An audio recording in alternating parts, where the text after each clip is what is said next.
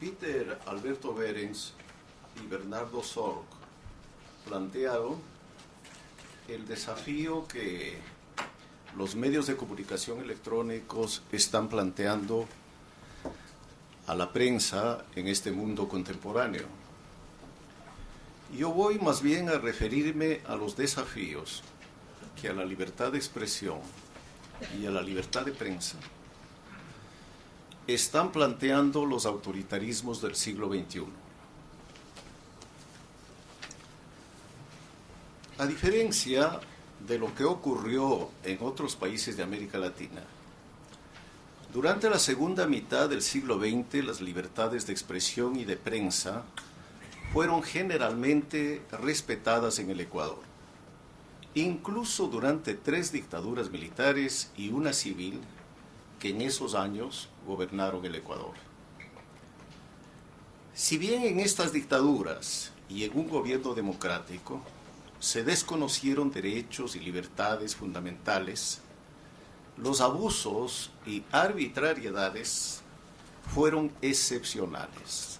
Por ejemplo, en 60 años, solo un diario fue clausurado. Pero tal fue la presión de la opinión pública que al poco tiempo debió ser abierto.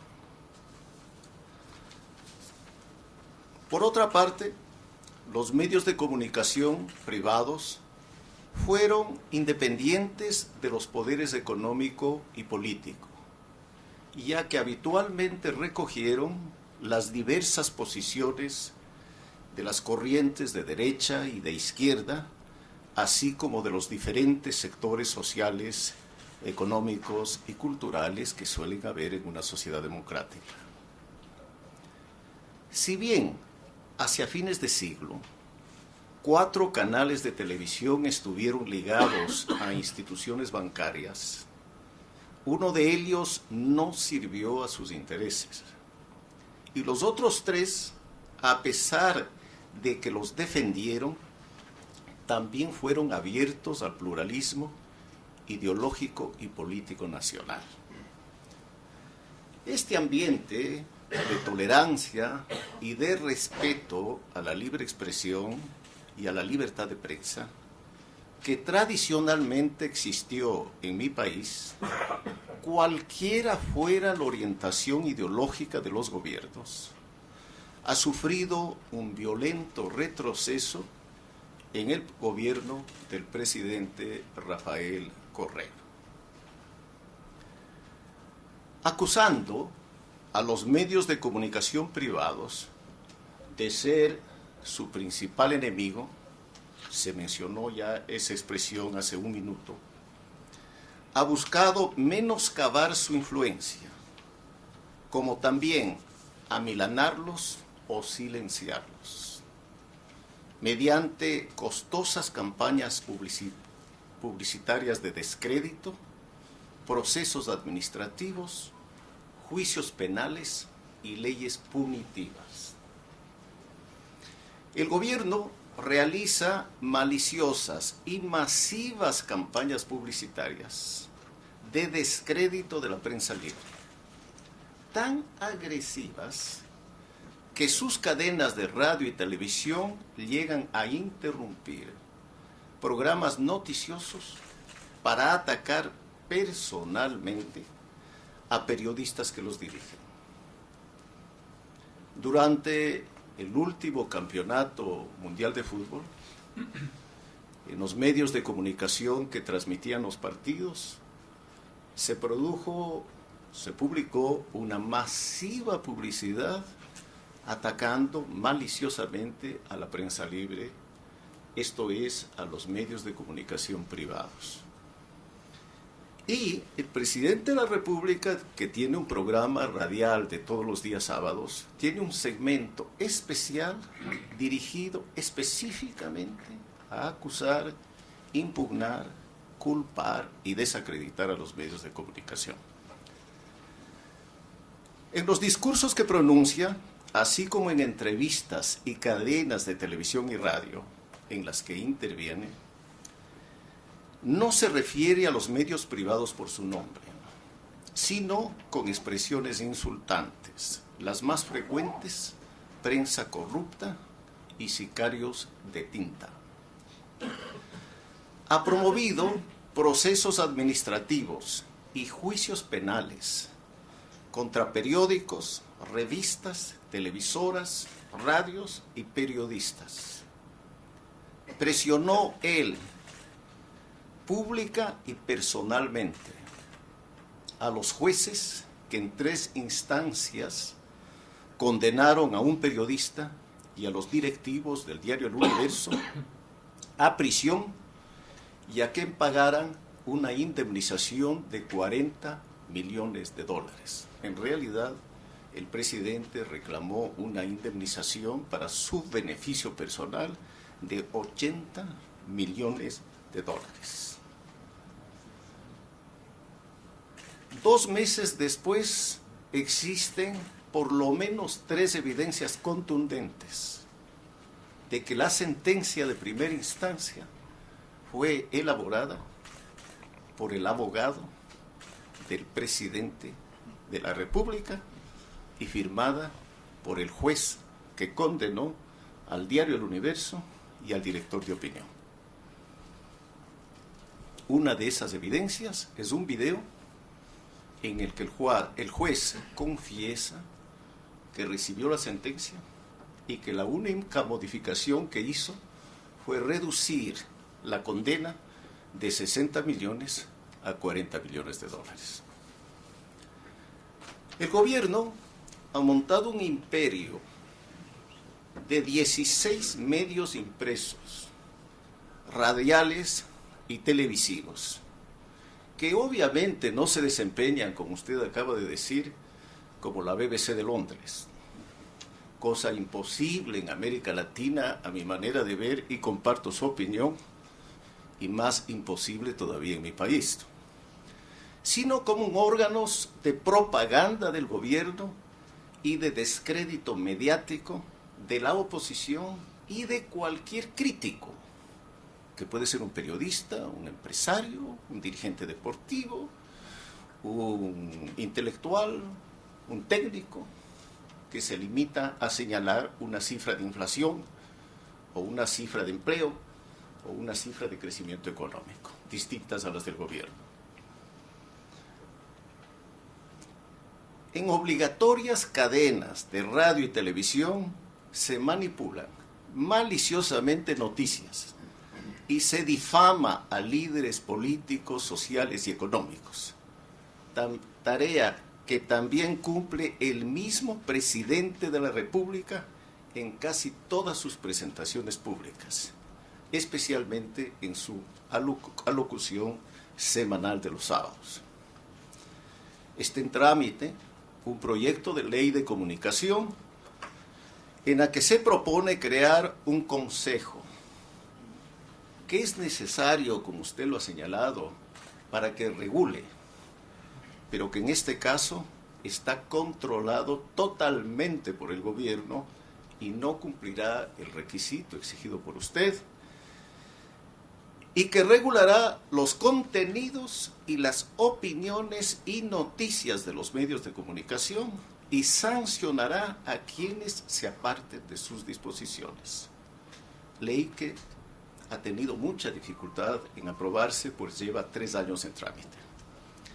Mediante reformas que Correa inconstitucionalmente ha introducido la ley electoral.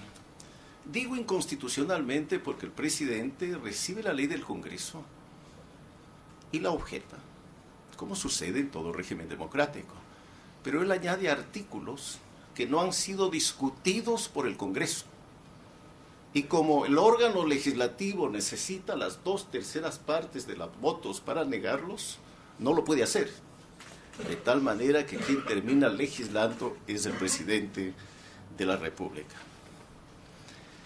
Les decía que ha introducido una ley electoral que prohíbe que durante las campañas electorales los medios de comunicación privados realicen entrevistas, hagan reportajes y publiquen noticias que puedan favorecer o perjudicar a los candidatos de elección popular. Norma que obviamente, dadas las condiciones políticas del Ecuador, se aplicará a todos los candidatos, excepto al candidato presidente de la República. ¿Por qué ocurre esto en la América Latina del siglo XXI? En la América Latina democrática del siglo XXI, en esta singularidad del continente que nunca existió a lo largo de 2 centurias. Porque en el mundo de hoy, la defensa de la democracia y de los derechos humanos ha superado el viejo concepto de la soberanía nacional, pues la comunidad internacional interviene cuando considera que un país o un Estado está vulnerando las libertades y las instituciones democráticas. Hay severas limitaciones para que se celebren acuerdos con la Unión Europea con países que no son democráticos. Y el continente tiene un instrumento jurídico que se llama Carta Democrática Interamericana, que establece una serie de instituciones que deben ser respetadas en un gobierno democrático. Para sortear esta barrera antidictaduras, novedad en América Latina, los caudillos autoritarios del siglo XXI, a diferencia de lo que hacían los dictadores de antaño, no recurren a la fuerza de las armas. Una vez que mediante el voto de los ciudadanos llegan al gobierno, hacen confeccionar constituciones que les permite ejercer un poder absoluto y hacerse reelegir de por vida, en contra de todas las normas, valores y principios de la democracia. Pero como en el mundo moderno, casi todos los ciudadanos forman sus opiniones a través de lo que dice y publica la prensa, la radio y la televisión, buscan controlarlas para que la única verdad que el pueblo conozca sea la verdad oficial del gobierno y de esta manera compitan con ventaja en los procesos electorales y consigan la reelección. Con este propósito, conforman imperios mediáticos a través de la fundación de órganos estatales o la expropiación de radios, televisoras y periódicos privados, como ha ocurrido en el Ecuador, a lo que se suma la inducción de la autocensura a la prensa independiente mediante amenazas, presiones y sanciones, como también ha ocurrido en mi país con estos millonarios juicios en los que se demanda un supuesto daño moral y rogado al presidente de la República. Con las peculiaridades propias de cada país, esto es lo que viene ocurriendo con las libertades de expresión y de prensa en Bolivia, Ecuador, Nicaragua y Venezuela, desde que asumieron la presidencia Morales, Correa, Ortega y Chávez. Los gobiernos de estos países, a mi manera de ver, no son democráticos, ya que claramente violan los artículos 3, 4 y 5 de la Carta Democrática Interamericana, suscrita por los países del continente en Lima hace 10 años. En ellos no existe el imperio de la Constitución y de la ley, no existe la división del poder, no existe la independencia de la justicia, no existe la autonomía de los órganos de control, no existe el pleno respeto a derechos y libertades, no rinden los gobiernos cuentas, ha desaparecido el pluralismo político, existen en la práctica sistemas de partido único y tampoco hay alternancia del gobierno. Las elecciones no son libres, que es la institución democrática que ellos reivindican para defender su legitimidad. no son libres y equitativas, pues el gobierno controla los tribunales electorales, en los que la oposición no tiene representantes. El candidato a presidente no tiene límites para hacer publicidad, utilizar recursos estatales, mientras los otros candidatos sufren toda clase de restricciones. A través de la manipulación de las normas jurídicas, se favorece a los candidatos oficiales y se perjudica a los de la oposición. Se dictan normas electorales ad hoc para perjudicar e impedir que un candidato de la oposición pueda ganar una elección. El fraude electoral hoy en América Latina se hace en estos países antes del día de las elecciones, cosa que los órganos internacionales prefieren pues mirar hacia otro lado. De lo que cabe extraer una conclusión. Si bien los autoritarismos latinoamericanos del siglo XXI, como antes lo hacían las dictaduras militares, gobiernan al margen de las instituciones republicanas, consiguen eludir el escrutinio de la comunidad internacional, escudándose en un disfraz democrático. Es lo que viene ocurriendo con Bolivia, Ecuador, Nicaragua y Venezuela. Gobiernos a los que la OEA y los países del continente americano hasta ahora no les han exigido respetar el tratado internacional llamado Carta Democrática Interamericana. Quisiera agradecer a la Fundación Fernando Enrique Cardoso y a la Fundación Konrad Adenauer por haberme invitado a este evento y a ustedes por la paciencia de escucharme. Muchas gracias.